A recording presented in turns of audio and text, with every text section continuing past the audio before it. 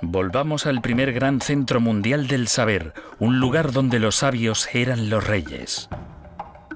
Descubra un almacén de antigua sabiduría cuya grandeza no pudo salvarlo de la destrucción. La Biblioteca de Alejandría. La Biblioteca de Alejandría en el Antiguo Egipto fue algo más que una simple biblioteca. Fue el primer centro de investigación del mundo. Alejandría invitaba a dignatarios de todo el mundo a estudiar en las salas de su biblioteca. Los estudiosos residentes en la ciudad podían vivir, comer, aprender y trabajar con los visitantes que traían nuevos e importantes conocimientos a Alejandría. Aparentemente, todo lo que queda de la legendaria biblioteca es esta moderna excavación llamada el Serapeo, la estructura secundaria construida cuando la biblioteca original empezó a desbordarse con libros y gente. El Serapeo nos permite vislumbrar el ilustre pasado de la biblioteca, provocando aún más nuestra curiosidad. Lo increíble sobre la Biblioteca de Alejandría es que era el centro del saber más importante del mundo antiguo. Y no sabemos dónde estaba o dónde está ahora. No sabemos cómo era. No sabemos con detalle qué libros tenía. No sabemos quiénes estuvieron allí. Hay más cosas que no sabemos que cosas que sabemos, y fue quizás el fenómeno más importante de la historia intelectual del hombre.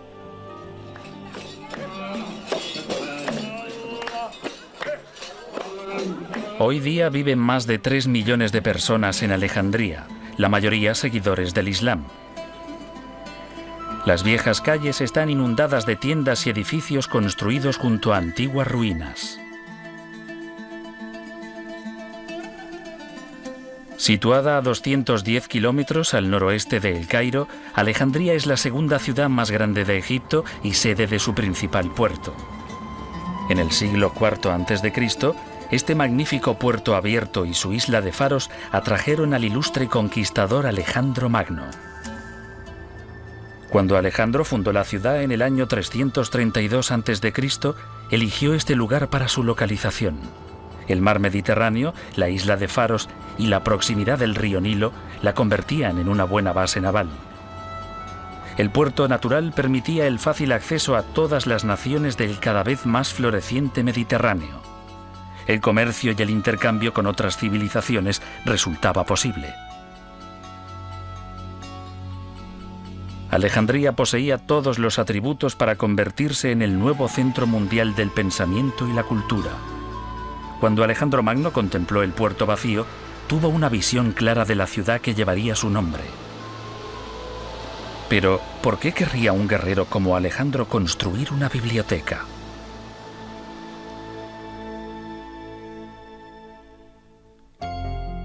Mucho antes de que Alejandro penetrase en Egipto, generaciones de griegos luchaban por desvelar los enigmas de la existencia. Todo estaba abierto a la investigación. Atenas, en Grecia, se convirtió en el centro intelectual de la antigua Grecia.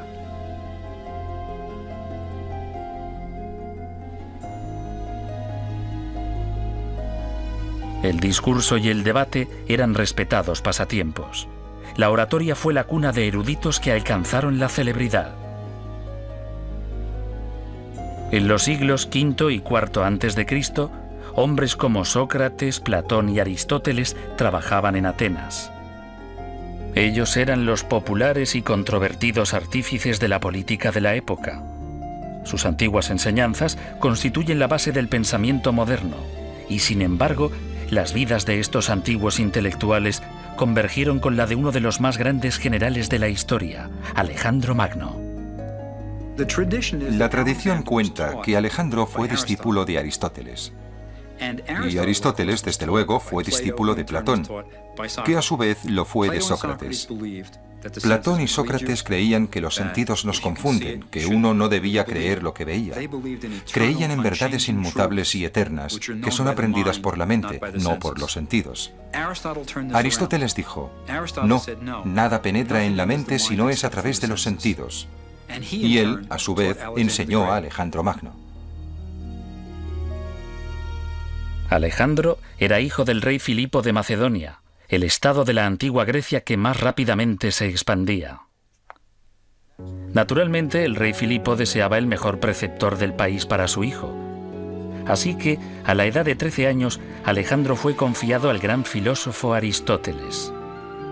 El preceptor despertó en el joven guerrero un amor apasionado por el saber. Los hombres instruidos son tan superiores a los ignorantes como los vivos lo son a los muertos. El destino de los imperios depende de la educación de su juventud. Aristóteles el filósofo, siglo IV a.C.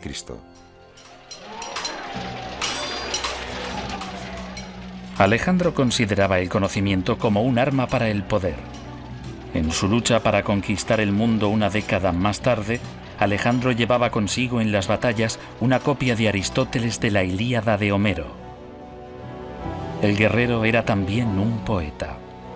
Guiando a su impresionante ejército a través de Asia hasta la India occidental, el joven general inspiraba admiración. Su campaña para defenderse de la dominación persa penetró como una lanza en el mundo antiguo, ganándose el apoyo de ejércitos, imperios y países. En el otoño del año 332 a.C., Alejandro penetró en Egipto en su campaña mundial. Egipto, entonces una provincia persa, aclamó a Alejandro como al liberador de la opresión persa. Recibido como soberano, Alejandro fue coronado faraón de Egipto. Durante casi 3000 años, Egipto había sido gobernado por faraones divinos. Esos antiguos faraones eran el vínculo entre sus mortales súbditos y los propios dioses. Los faraones egipcios eran considerados dioses en vida y después de la muerte.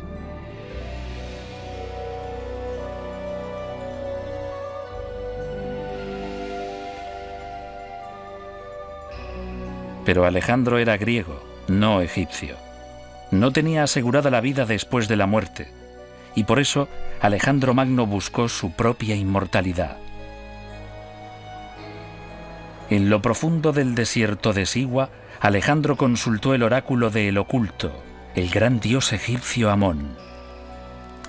La leyenda cuenta que Alejandro guardaba un secreto, que era el descendiente no del mortal rey Filipo, sino hijo del propio dios Amón. Fue a Siwa y preguntó al oráculo del dios Amón si eso era cierto. Y en un sueño vio al dios Amón abrazar a su madre.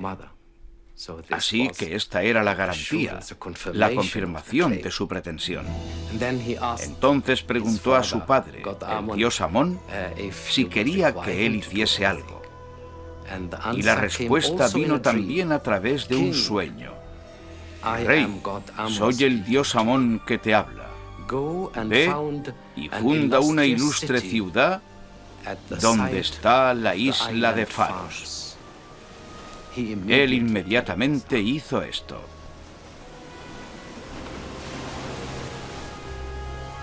En el sueño, el dios Amón abrazaba a la madre de Alejandro, mientras que en la realidad Alejandro abrazó a Egipto y fundó Alejandría. En el año 332 a.C., decretó que esta ciudad sería el centro del saber del mundo conocido, un imán cultural que atraería a los hombres de talento de todo el mundo. En el corazón de la ciudad habría una institución de enseñanza sobre la que podrían erigirse otros imperios, un lugar de ciencia y literatura. La biblioteca sería un universo independiente de sabiduría acumulada. Los arquitectos diseñaron los planos de la nueva ciudad, pero tras solo 6 meses en Egipto, Alejandro partió a otro lugar a continuar con sus peligrosas aventuras. Parecía que iba a conquistar el mundo, pero en el año 323 a.C., debilitado por las heridas y la fiebre, posiblemente envenenado, Alejandro Magno murió inesperadamente. ¿Qué ocurriría con su soñada ciudad? ¿Compartirían los nuevos soberanos la sed de conocimientos de Alejandro? La biblioteca de Alejandría aún tenía que ser construida cuando su mentor murió. ¿La contemplaría el mundo alguna vez?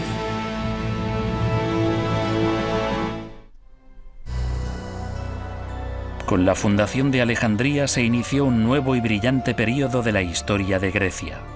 Era el amanecer de un nuevo imperio y de una nueva forma de pensamiento. Cuando Alejandro Magno murió, Ptolomeo, su general de más confianza, le sucedió en el gobierno de Egipto y construyó la biblioteca concebida por Alejandro. Ptolomeo I inició una dinastía, una serie de reyes de la misma familia que gobernarían Egipto durante casi 300 años. Ptolomeo I convirtió a Alejandría en la capital de Egipto, pero la ciudad aún se enfrentaba a la poderosa competencia de los militares que gobernaban otros países. Competían unos con otros en poder, en riqueza y en grandeza. Uno de los campos de competición era la cultura. Ptolomeo quería que su ciudad fuese no solo la capital de un poderoso país, sino un centro de ilustración, conocimiento y aprendizaje. Los primeros ciudadanos de Alejandría eran egipcios, soldados macedonios, una gran comunidad judía e inmigrantes griegos. Gracias a Ptolomeo, Alejandría empezó inmediatamente a atraer a influyentes intelectuales de todo el mundo griego. Ptolomeo I era un hombre de voluntad de hierro y gran inteligencia. Se rodeó de un círculo de importantes hombres ilustrados en los campos de la literatura, la filosofía y la ciencia.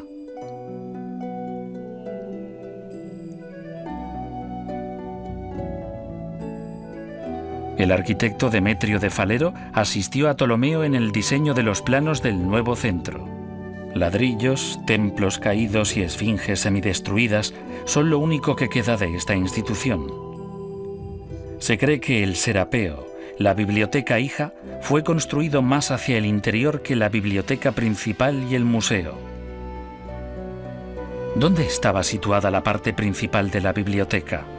La Biblioteca de Alejandría nos plantea hoy más preguntas que respuestas. Una de las cosas importantes de la Biblioteca de Alejandría es dónde estaba situada, y nadie está seguro de ello. Creemos que estaba a la orilla del agua, y que esto explicaría dónde se encuentra ahora, bajo el agua. Tampoco sabemos cómo era. No hay documentos coetáneos que proporcionen realmente una descripción de la biblioteca, así que nos preguntamos de verdad cómo era. ¿Tenía 2 pisos? ¿Tenía 3 pisos? ¿Era oscura o tenía una buena iluminación? Hay muchas cosas que no sabemos sobre la biblioteca. La biblioteca principal estaba construida probablemente cerca del puerto, en el barrio griego real de Alejandría. Se cree que estaba dentro o cerca del palacio llamado Bruchión o museo. Los estudios que se desarrollaban allí eran costeados por la Casa Real. Muchos sabios locales recibían un sueldo del rey. Los ptolomeos estaban lógicamente orgullosos de su biblioteca. Había un fuerte sentido del deber por parte de los ptolomeos hacia el fomento del aprendizaje, lo que es muy destacable en cierta forma. Siempre lo es, ya que sus preocupaciones reales eran el poder, la seguridad de la dinastía y los problemas de Egipto, que eran enormes. Una de las cosas que hizo Ptolomeo fue coleccionar libros, algo muy propio de los griegos, coleccionar tantos libros como fuera posible, y él lo hizo con creces. Los visitantes llegaban con sus versiones de famosos textos literarios antiguos. Algunas veces se enviaba agentes al extranjero para conseguir nuevas obras. A veces se donaban manuscritos a la biblioteca. Incluso la biblioteca de Aristóteles fue legada a la biblioteca de Alejandría. Se nos ha contado también que existía una ley por la que cualquier viajero que entraba en el país, en el puerto de Alejandría, era registrado en busca de libros. No en busca de drogas, sino de libros. Y si se encontraba un libro, este era llevado a la biblioteca. Si no había allí una copia de él, era confiscado y el viajero compensado. Así que hicieron cosas extraordinarias. para adquirir libros. Pero el método normal para adquirir libros era, desde luego, comprarlos. Y había mercados y mercados de libros. Así que, de esta forma, Alejandría adquirió la mayor colección de libros que jamás existió en la antigüedad.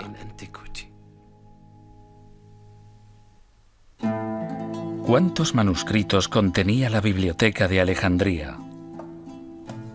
El objetivo de Ptolomeo era conseguir toda obra escrita existente en el mundo griego y más allá. Se decía que solo la colección secundaria situada en el Serapeo contenía más de 300.000 libros. Pero con el paso del tiempo, la colección creció todavía más. No sabemos cuántos libros había. Las autoridades en la materia dicen que alrededor de 400 a 500.000, lo que supondría una biblioteca increíblemente grande según todos los estándares. Pero el recuento de libros es una ciencia muy inexacta. En la biblioteca de Alejandría, los manuscritos no solo eran almacenados. Eran utilizados como fuentes de investigación y de referencia para los nuevos estudiosos. Y los libros más valiosos eran copiados por escribas locales e intercambiados por libros de otras partes del mundo antiguo. Algunas de las obras más importantes de la historia se habrían perdido para siempre de no haber sido copiadas en Alejandría. Lo más importante de la biblioteca y del Museo de Alejandría es que hacían lo que una gran biblioteca hace: difundían el conocimiento. Cuando entras en una biblioteca y coges un libro, estás realizando una de las grandes funciones culturales básicas y la biblioteca está cumpliendo su misión. Cada obra debía ser catalogada, posiblemente referenciada y colocada en su lugar. Los bibliotecarios debían ser capaces de encontrar los libros fácilmente y nuevas obras entraban constantemente a raudales.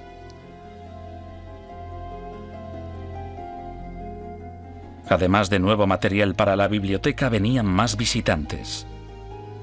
Alejandría atraía a los estudiosos y su presencia aumentaba su reputación como el centro más importante del aprendizaje y el conocimiento de la época. El anatomista Herófilo abrió una escuela de medicina en el Bruchión. Antes de Alejandría, los médicos utilizaban a animales para la investigación de la anatomía humana. Se rumoreaba que, mucho antes de que se realizasen operaciones con anestesia, los científicos de Alejandría operaban directamente a personas vivas. No existen pruebas de ello, pero Herófilo fue uno de los primeros en realizar reconocimientos médicos de cadáveres humanos. Por tradición, los griegos tenían prohibido realizar disecciones, estaba prohibido realizar incisiones en cuerpos humanos. Para los griegos era casi un sacrilegio. Pero en suelo egipcio existía la tradición de los embalsamadores egipcios, que durante 3000 años habían estado diseccionando cuerpos. Así que en la escuela de medicina de Alejandría, por primera vez, los médicos pudieron hacer prácticas en cadáveres humanos. Y en Grecia, en Atenas, por ejemplo, había médicos que decían: ojalá hubiese estudiado en Alejandría, porque allí se pueden realizar disecciones humanas. Así que en la biblioteca de Alejandría había, en cierto sentido, más libertad que en cualquier otro lugar, y especialmente en la escuela de medicina, y esta era una de sus características más importantes. Además de la literatura y la medicina, la investigación en Alejandría bajo el auspicio de los Ptolomeos favoreció el estudio de las matemáticas. El fundador de la geometría, Euclides, vivió en Alejandría y publicó un libro de texto que reemplazó todos los anteriores. También abrió una escuela. La geometría estudiada en la escuela primaria es desde luego la de la biblioteca de Alejandría. Euclides explicaría los resultados de los teoremas básicos que otros habían creado y hoy todavía se puede ver en cualquier libro de introducción a la geometría el nombre de uno de los hombres que trabajó y estudió en la biblioteca. Poco se sabe sobre la vida personal de Euclides, pero existe una leyenda. Cuando Euclides mostró su nueva obra al rey Ptolomeo, el rey le preguntó si había algún camino fácil hacia el conocimiento. La respuesta de Euclides fue: no hay caminos reales hacia la geometría.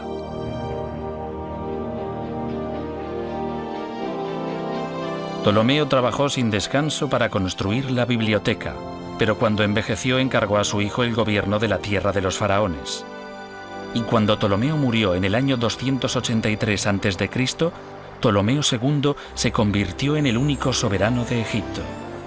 La gran dinastía tolemaica continuaría durante casi 300 años hasta la muerte de Cleopatra y dejaría una huella indeleble en la Biblioteca de Alejandría.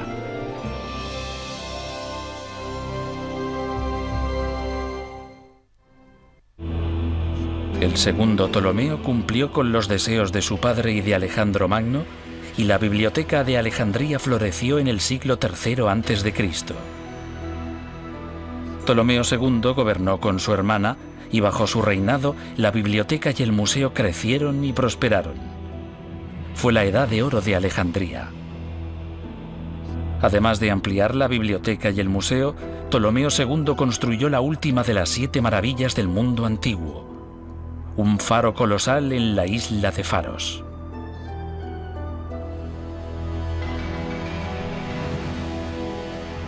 Hoy, los cimientos del antiguo faro están enterrados bajo esta comparativamente moderna edificación islámica, el fuerte militar de Qaid Bey.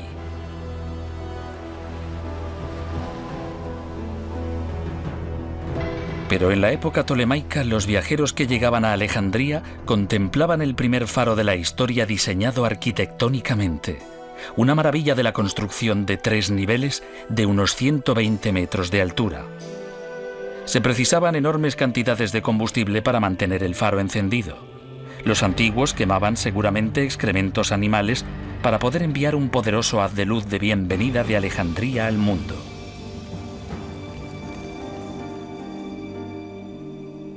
Los viajeros guiados por el faro eran atraídos a la biblioteca, seducidos por los tesoros de sus manuscritos.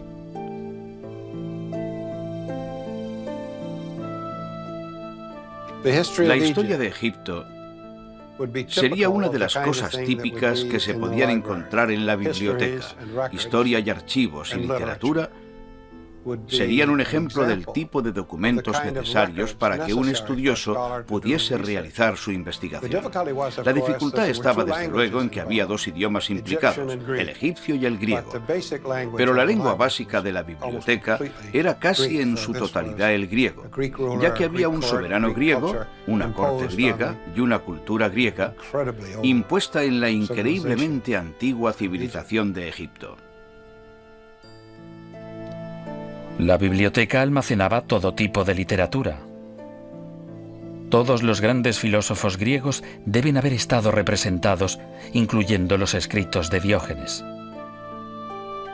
Diógenes se había inspirado en un joven campesino que vivía en la sencillez. Como ese joven, Diógenes renunció incluso a su copa usando para beber sus propias manos. Diógenes se despojó de todos los objetos mundanos. Reunió a un grupo de pensadores de mentalidad parecida, conocidos como los cínicos, y documentó sus visiones críticas de la antigua sociedad griega. Diógenes creía que ningún hombre era digno de confianza. La leyenda cuenta su larga e infructuosa búsqueda de un hombre honesto. Diógenes buscó con un farol a la luz del día por toda la ciudad para demostrar su cínico razonamiento.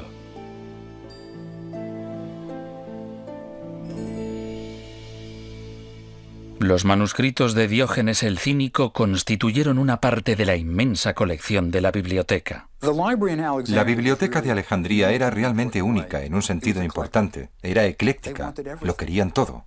No solo almacenaban cultura griega, querían textos babilonios, querían textos turcos, querían todo lo que pudiesen conseguir.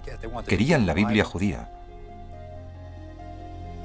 Según la leyenda, la primera traducción al griego del Antiguo Testamento fue escrita en Alejandría bajo la supervisión de Ptolomeo II. Se dice que pidió a 70 sabios judíos que tradujesen y copiasen simultáneamente los libros de la ley judíos.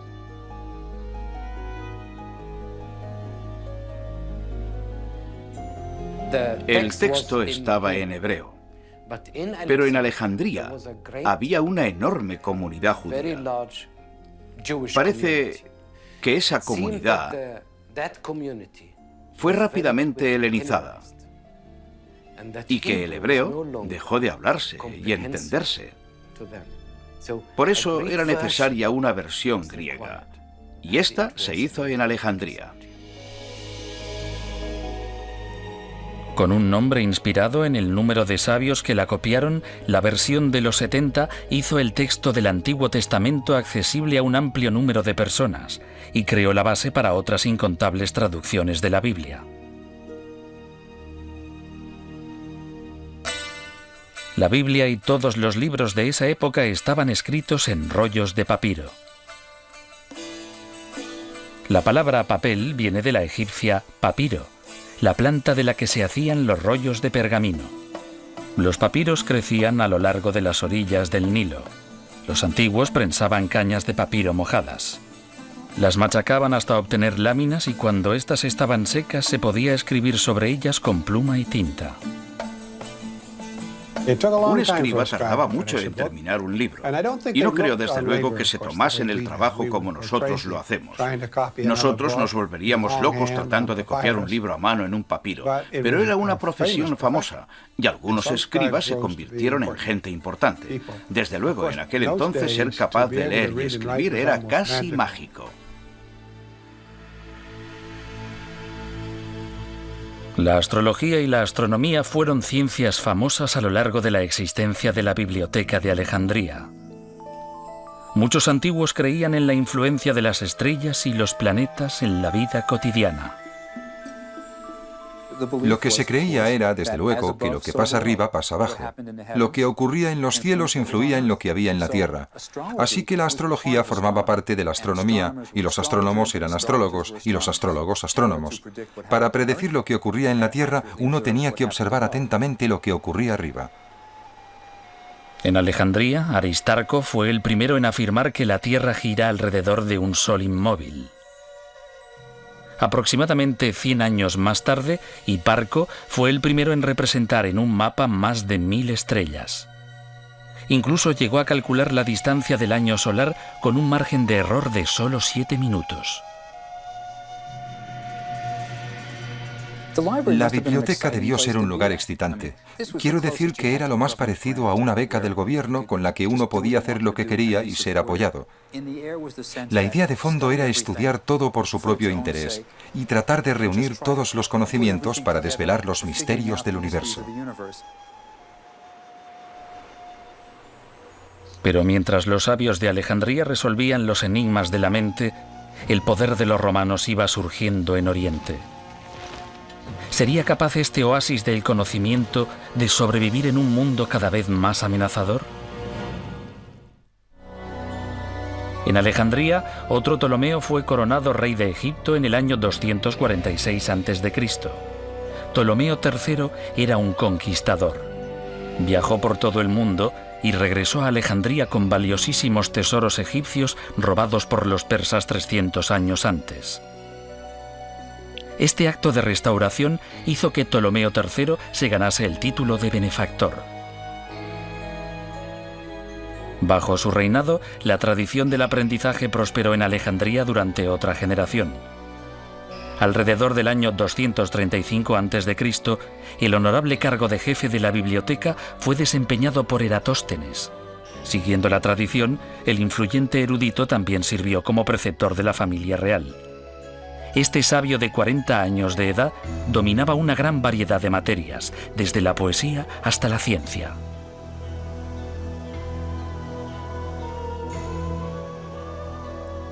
Eratóstenes es el primero en calcular la circunferencia de la Tierra. Es importante resaltar que a todos nos enseñaron en la escuela que Colón fue el que demostró que la Tierra era redonda. Los griegos instruidos ya sabían que la Tierra era redonda mucho antes que Colón. Incluso en uno de los diálogos de Sócrates, este dice: cuando describimos la Tierra sabemos que es una esfera suspendida en el firmamento. Así que se sabía que la Tierra era redonda. La pregunta era, ¿qué tamaño tenía?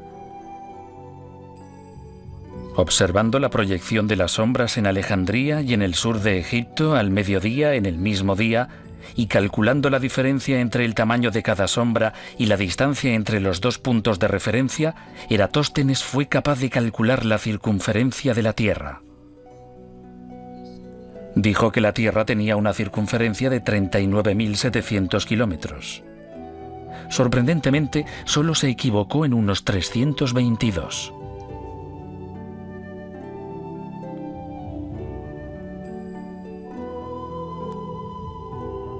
Un coetáneo de Eratóstenes llamado Arquímedes también visitó Alejandría. Quizás el más famoso de los antiguos matemáticos, Arquímedes estudió pesos y medidas, lo que ahora llamamos física. El principio de los vasos comunicantes de Arquímedes todavía se estudia hoy. En la cumbre de su popularidad, raudales y raudales de grandes pensadores pasaron por Alejandría. Pero con el tiempo, el brillo de la biblioteca empezó a desaparecer.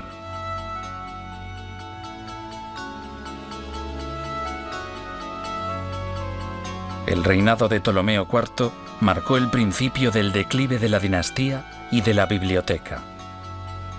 Otros centros mundiales del saber emergieron para sustituirla. Cerca del mar Egeo, la biblioteca de Pérgamo rivalizaba con la de Alejandría en cultura y esplendor. Y cuando la influencia de los romanos se extendió por todo el mundo, incluso la gran dinastía tolemaica se vio amenazada por el Imperio de Roma.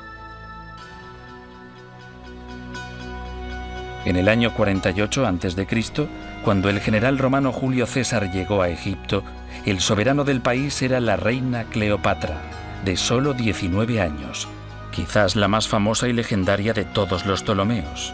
La mitología que rodea la figura de Cleopatra empieza con su propio origen. A menudo pensamos en ella como egipcia. No, era de pura sangre griega.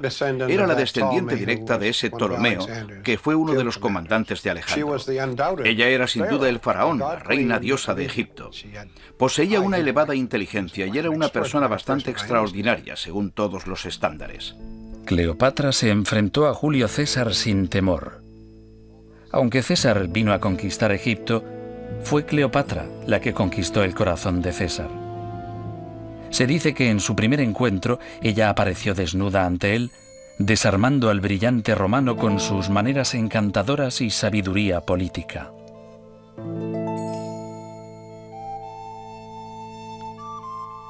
Pero más allá de su naturaleza seductora, Cleopatra poseía admirables habilidades militares y una aguda inteligencia.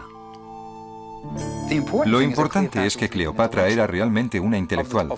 De todos los Ptolomeos, Cleopatra fue la única que sabía hablar egipcio. Era sabido que podía recibir a los que venían a su corte en sus propios idiomas, y probablemente cuando César llegó y cuando Marco Antonio llegó, pudo hablar con ellos en latín. Así que Cleopatra seguramente tuvo un interés activo en la biblioteca, casi con seguridad como una intelectual. Se dice incluso que Cleopatra escribió algunas obras que pudieron estar en la biblioteca.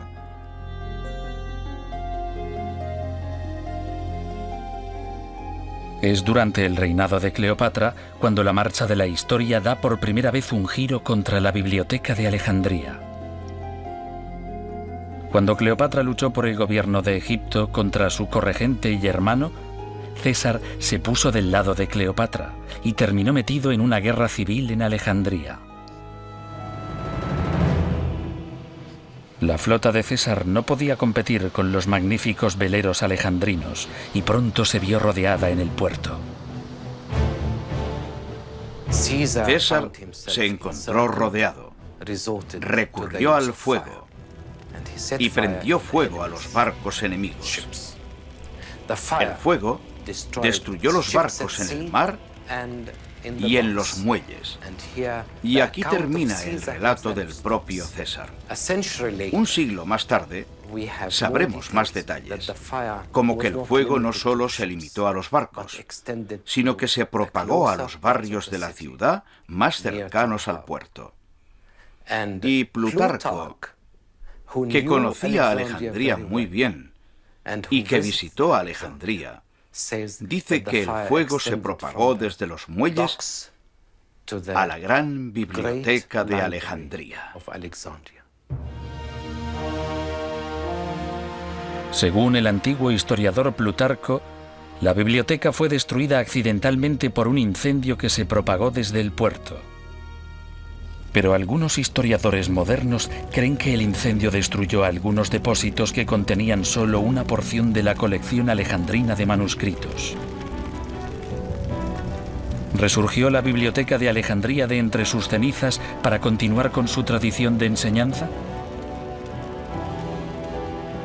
Tras la muerte de César en el año 44 a.C., su sucesor, Marco Antonio, ofreció a la reina Cleopatra miles de libros comprados a su rival, la Biblioteca de Pérgamo. Esta oferta fue realizada posiblemente para reemplazar los libros quemados por César.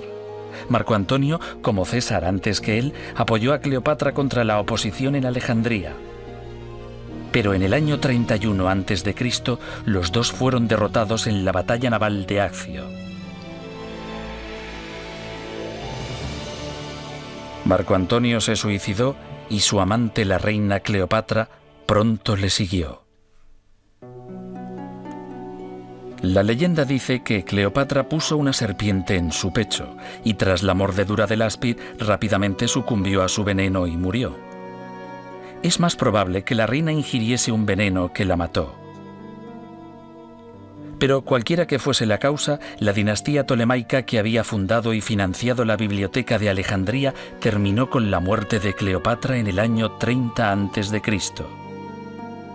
Si la guerra civil de Alejandría y el fin de una dinastía no pudieron destruir la enorme biblioteca, ¿qué lo hizo?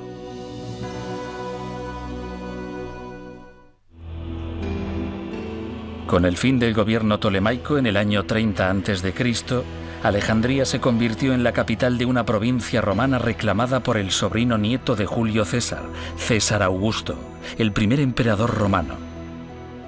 Por entonces, Alejandría tenía más de 300.000 habitantes. La ciudad disfrutaba de una nueva energía que había estado ausente durante los 50 años anteriores. Pero bajo la influencia romana, la biblioteca no prosperó como lo había hecho en el pasado.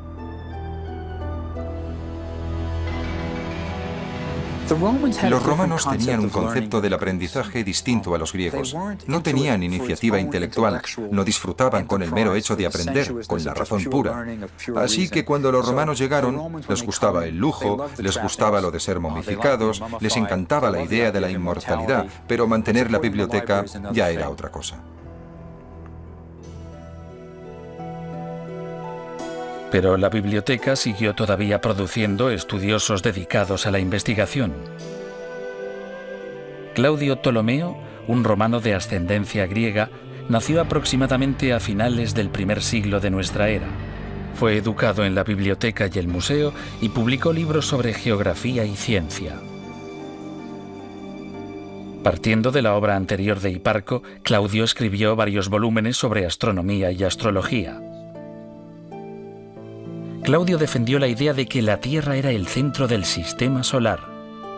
Esta teoría fue conocida como el sistema tolemaico de astronomía, que fue utilizado hasta el siglo XVI.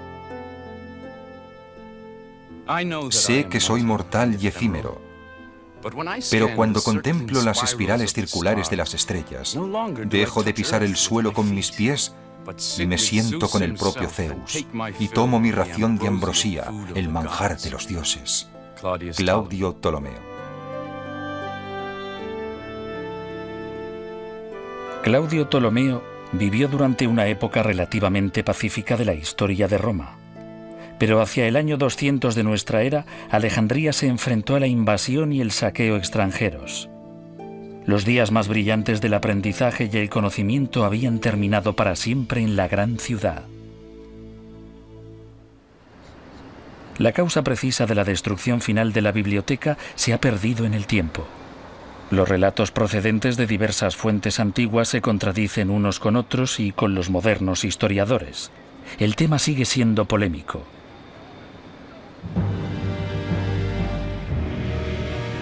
Hacia el año 400, el paganismo fue proscrito y el cristianismo prevaleció como la religión oficial del Imperio Romano. El emperador Teodosio ordenó la destrucción de todos los templos y monumentos no cristianos.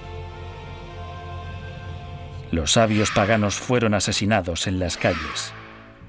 En una época de constante confrontación étnica y rebelión, la biblioteca pudo haber sido destruida por los cristianos.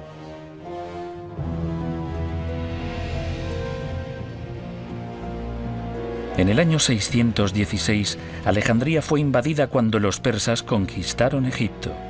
El mismo siglo trajo a los conquistadores árabes a la tierra de los faraones y con ellos a la religión islámica de Mahoma. Este fue quizás el momento de la historia en que la biblioteca fue finalmente destruida. Creo que hoy la mayoría de las personas que han estudiado el problema dirán que la destrucción real se produjo cuando el gran ejército musulmán cruzó el delta, tomó y saqueó la ciudad. Alejandría se rindió a los musulmanes, que decretaron que, si el contenido de la biblioteca contradecía la fe islámica, debía ser destruido, y si apoyaba la fe islámica, los libros eran innecesarios y debían ser destruidos. La leyenda cuenta que los gobernantes musulmanes ordenaron que todos los libros de la biblioteca de Alejandría fuesen quemados.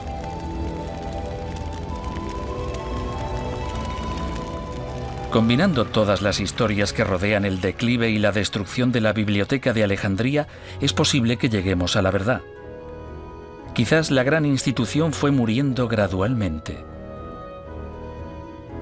El incendio de César, la falta de financiación, la revolución cristiana, la invasión musulmana y el húmedo clima de la costa de la magnífica ciudad portuaria pueden haber contribuido todos juntos a la pérdida de la mayor colección de manuscritos de la antigüedad. Si sobrevivió algo, debió simplemente desintegrarse. Quizás lo importante sea no cómo desapareció la biblioteca, sino que existiese alguna vez. Creo que lo maravilloso acerca de la biblioteca de Alejandría es que la hicieran, que los Ptolomeos quisiesen apoyar a este grupo de intelectuales que no hacían nada por la economía de Grecia. No aportaban dinero, no hacían ninguna contribución al estilo de vida tolemaico, pero aún así ellos la mantuvieron. El aprendizaje se consideraba bueno en sí mismo, y eso es maravilloso. Los grandes centros de investigación del mundo actual son hijos de la gran biblioteca de Alejandría. Allí, hace 2000 años, el conocimiento era algo codiciado y los intelectuales eran héroes. Es un legado que ilumina nuestro sendero a medida que vamos en busca de la historia.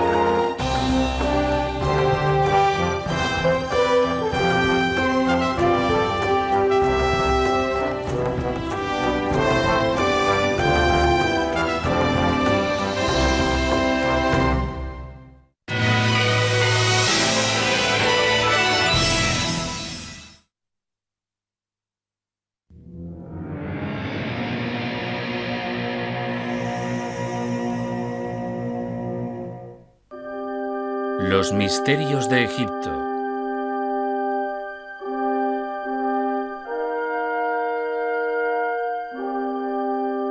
El renacimiento de Isis. Durante milenios, la gente ha buscado las fuentes del Nilo, el río más largo del mundo. Para los antiguos egipcios, el río era sagrado y su fuente un lugar de gran valor espiritual. Tradicionalmente, muchos creían que estaba aquí, en la primera catarata, donde las aguas surgían de fuentes subterráneas y empezaban su largo viaje a través del país. Uno de los últimos faraones egipcios, Nectanebo I, construyó un templo aquí. Más adelante, los Ptolomeos lo ampliaron y lo dedicaron a una de las diosas más gentiles y humanas, Isis, la hija de la tierra y el cielo.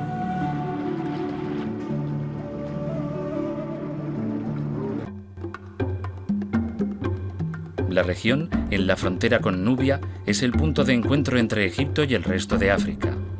un lugar donde coincidían varias culturas, algunas de las cuales adoraban a la diosa Isis.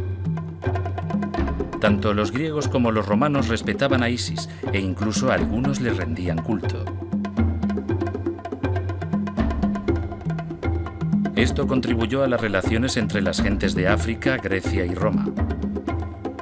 Estas relaciones fueron muy importantes porque África enriqueció las cortes mediterráneas con oro y marfil.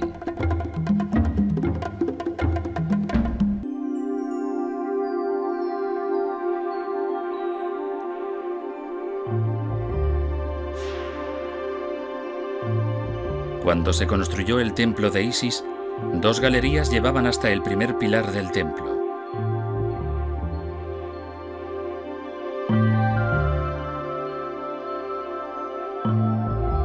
Los capiteles de las columnas representaban a la diosa Hathor en forma de vaca, una divinidad a veces asociada con Isis. Más allá se encuentra un patio con una casa de nacimientos. Aquí, los antiguos egipcios practicaban un ritual para celebrar que Isis había dado a luz a su hijo Horus.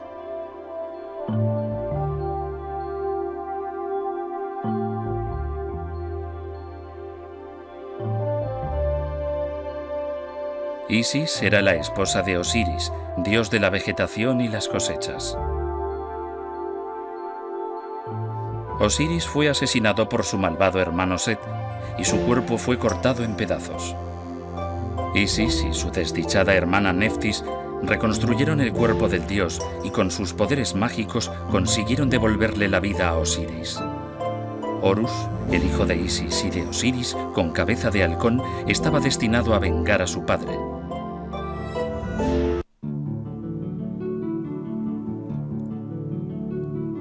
En la antigüedad, cuando el culto a Isis se había extendido por el Mediterráneo, el templo se convirtió en un importante destino para sus fieles. Pero tras la conversión del emperador romano Justiniano al cristianismo, se puso fin al culto. Este expulsó a todas las divinidades paganas de su imperio y finalmente el templo de Isis se transformó en una iglesia cristiana. De todos modos, la poderosa imagen de Isis con su hijo sobrevivió, y muchos creen que el icono de Isis sosteniendo a su hijo Horus en brazos jugó un papel muy importante en la creación de la leyenda de las representaciones cristianas de la Virgen María con el niño Jesús. Cuando construyeron la primera presa de Asuán, el templo de Isis quedó parcialmente sumergido bajo las aguas del Nilo, cuyo nivel aumentó drásticamente al llenarse el pantano. Todavía se pueden ver las señales que dejó el agua en las columnas.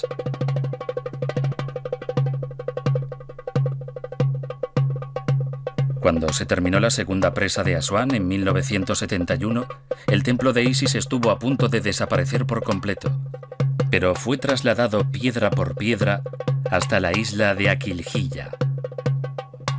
El templo de Isis volvió a la vida. Igual que ella y Neftis resucitaron a Osiris, Isis también resucitó.